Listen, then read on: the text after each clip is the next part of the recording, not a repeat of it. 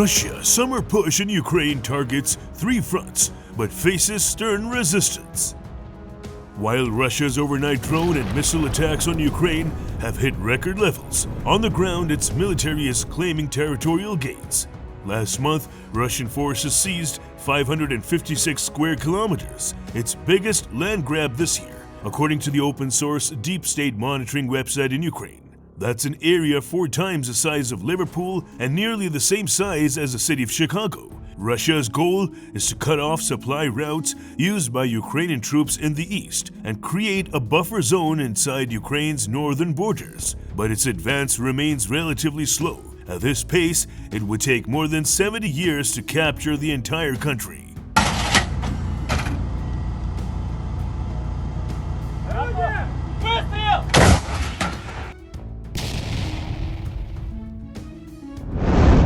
Vladimir Putin says he wants to create a buffer zone to protect Russian territory after Ukrainian forces captured a swath of Kursk territory last summer.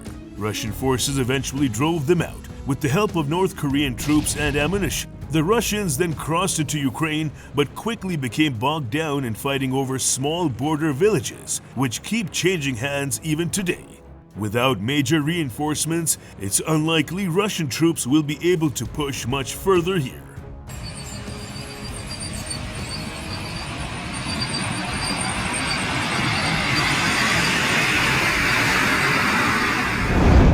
Another northern region where Russia's army has reportedly crossed the state border is Kyiv. Last week they claimed the capture of a border village, but without committing substantial resources, they're unlikely to make further gains. Military observers believe these operations are aimed at forcing Ukraine to spread its forces too thin along the entire 1,200-kilometer-long front line, so that they divert troops from key areas.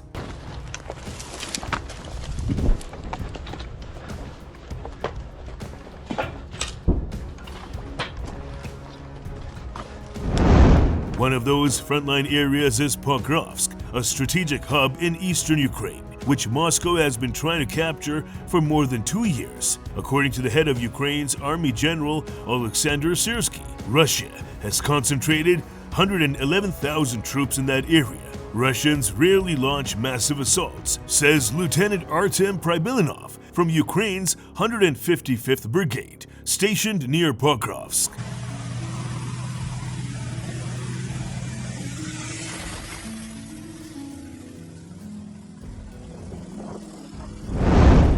Any large movement of troops and armored vehicles will be quickly detected and destroyed by drones. Instead, Lieutenant Pribilinov says the Russians rely on small groups of infantry troops who relentlessly attack Ukrainian positions, sometimes on motorbikes, but more often on foot. This kind of creeping offensive, as some call it, is aimed at exhausting Kyiv's resources until endless waves of Russian soldiers eventually push the Ukrainians out of their positions.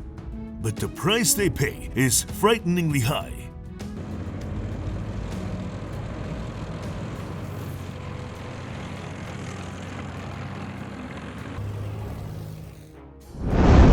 Ukraine's general staff puts Russia's casualties at more than 1,000 soldiers a day. The BBC cannot verify these figures independently, but they do indicate the heavy losses Russia is suffering. Russia's aim in eastern Ukraine appears to be to create a cauldron, semi-encircling the Ukrainians around Pokrovsk and Kostanivka, and then forcing them to retreat. Russian troops are now trying to wedge into the area between these two cities to create a bridgehead from where they can attack Pokrovsk or Kostanivka, says Major Viktor Trehubov, a spokesperson for the Khortytsia Operational Strategic Group, which coordinates forces in eastern Ukraine.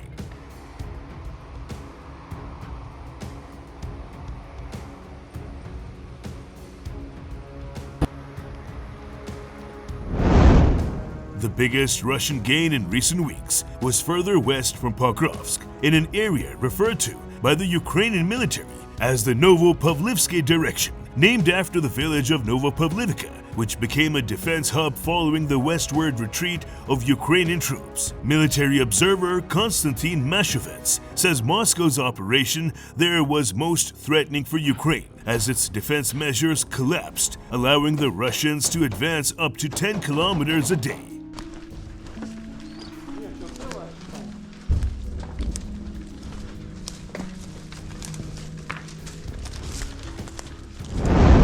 Their move was so rapid that Russian military bloggers even claimed that their troops had reached the neighboring Dnipropetrovsk region for the first time since the start of the invasion. Ukrainian military officials deny these claims, saying that a small group of Russian soldiers entered a village in the Dnipropetrovsk region to take photos with a Russian flag, but were quickly eliminated. The Institute for the Study of War, however, indicates that Russian troops are still operating there.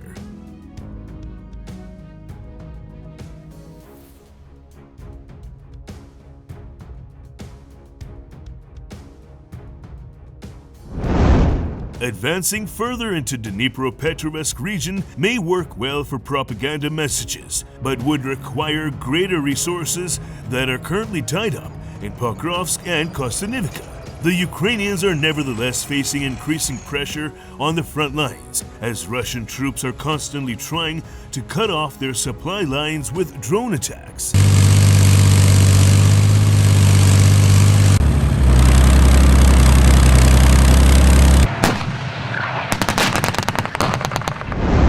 Those routes that we used 2 months ago, we can't use them now. Not during the daytime, not even at night. Staff Sergeant Viktor Piasecki from Ukraine's 93rd Brigade stationed near Kostanivka told the BBC over the phone. As a result, it has become extremely complicated and slow to deliver food and ammunition, evacuate the wounded, and rotate troops on the front line.